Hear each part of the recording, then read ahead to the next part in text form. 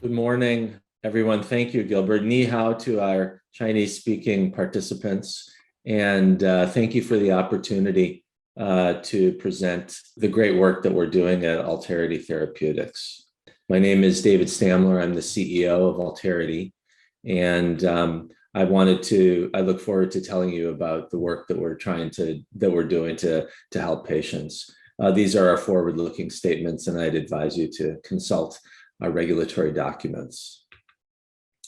As Gilbert mentioned, Alterity is dedicated to creating an alternate future for patients with neurodegenerative diseases. Now, our name itself, Alterity, means the state of being different, and we really want to change the arc of people's lives with these diseases and to modify the course of disease.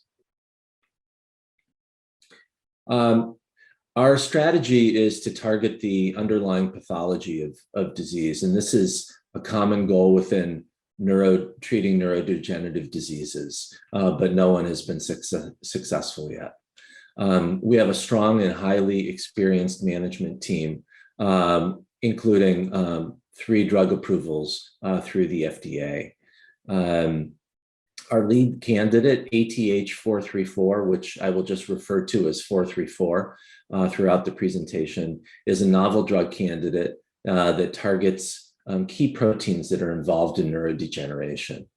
Our first therapeutic target is a disease called multiple system atrophy, or MSA, which I'll call it that throughout the presentation, which is a devastating disease with no approved therapies.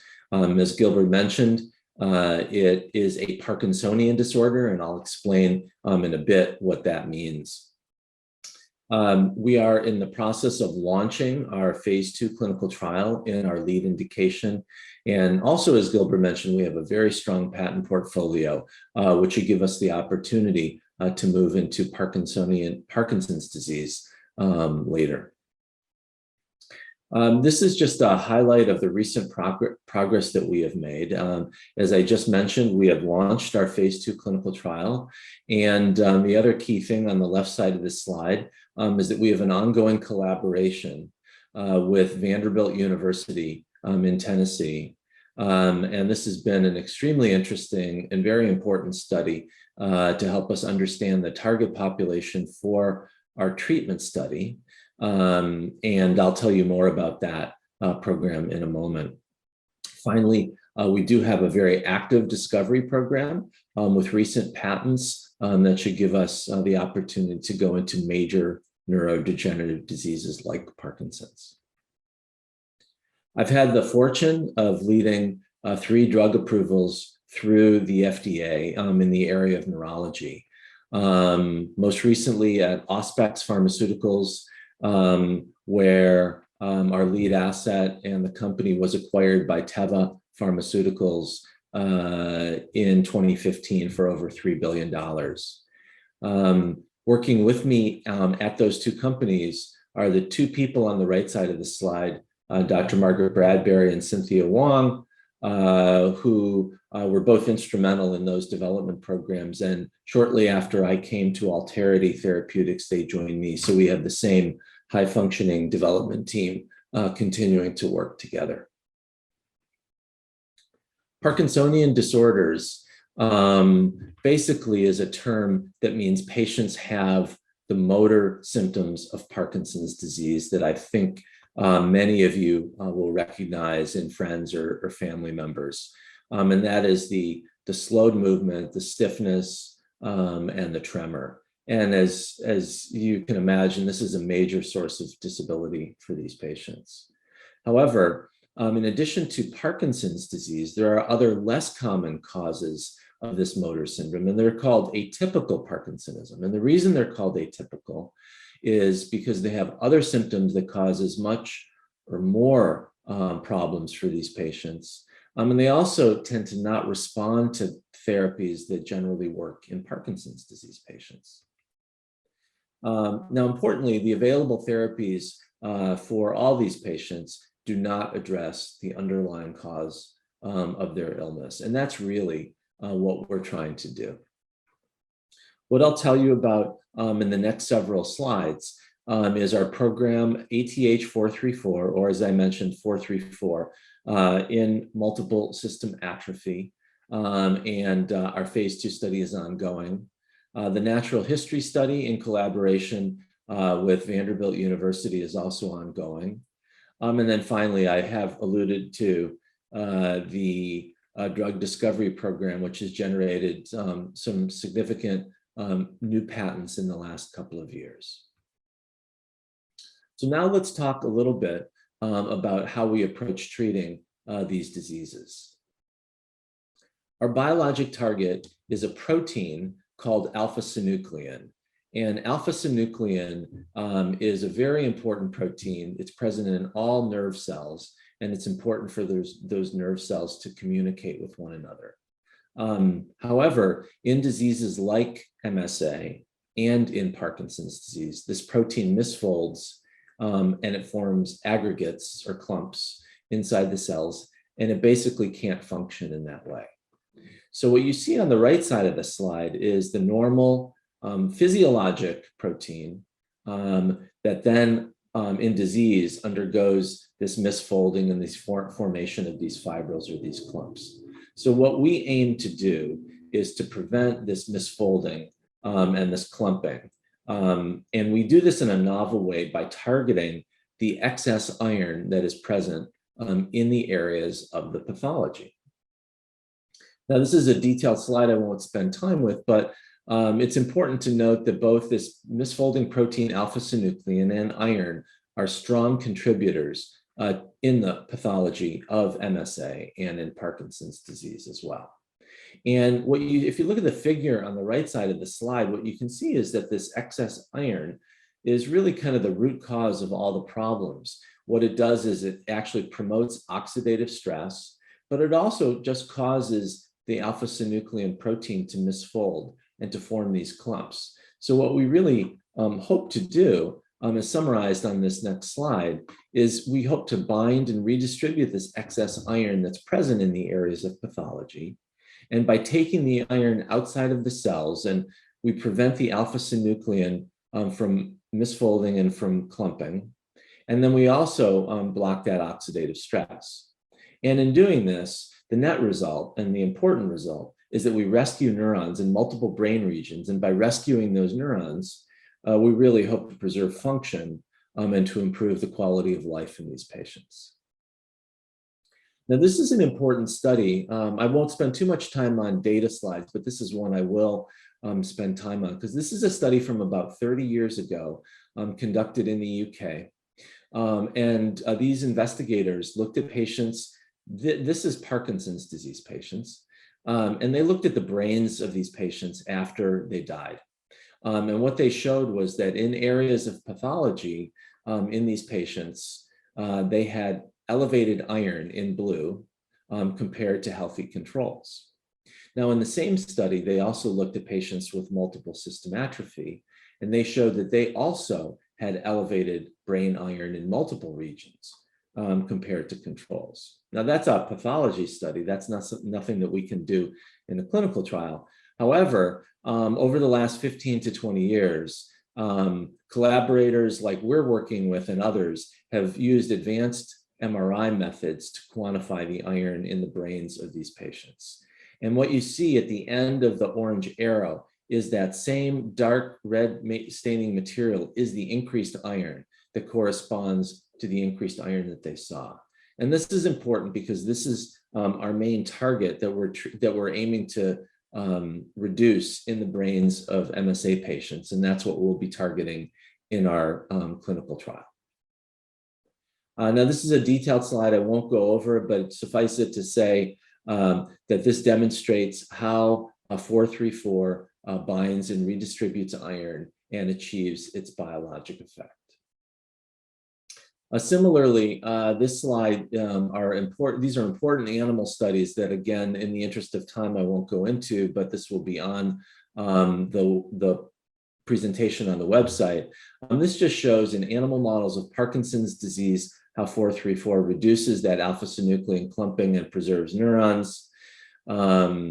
And in similar experiments in animal models of multiple system atrophy, we've shown in independent experiments that we do the same thing with 434 by reducing alpha-synuclein, preserving neurons, and preserving function.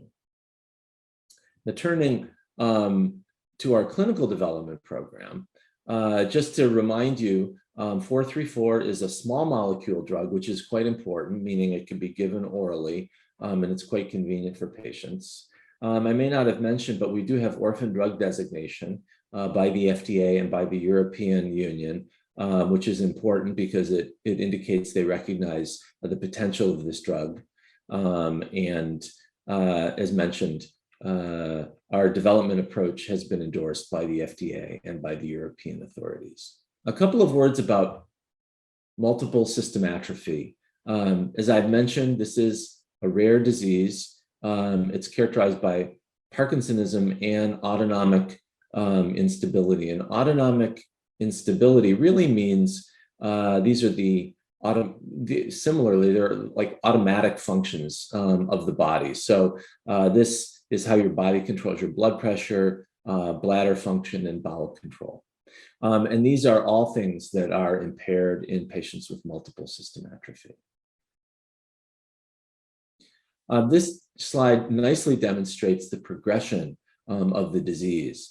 And I think what's important is that these patients tend to live for only about 7.5 years after their symptoms develop, and more than 50% or 60% of them do wind up in a wheelchair within 5 years of symptom onset. So we're hoping to target patients on the left side of the slide after they initially develop motor symptoms, but before they require walking aids. And we really hope to prevent them from requiring a walker or becoming wheelchair bound.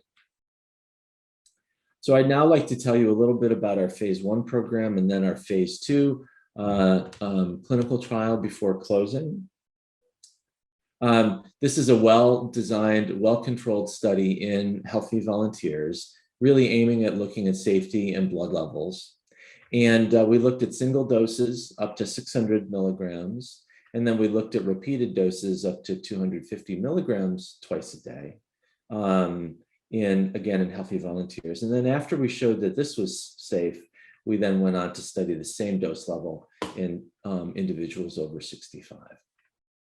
These are the blood level profiles that we like to see as a drug developer, where you see rapid absorption and blood levels that increase with increasing dose. Importantly, we measured blood levels of drug not only in blood, but also in spinal fluid.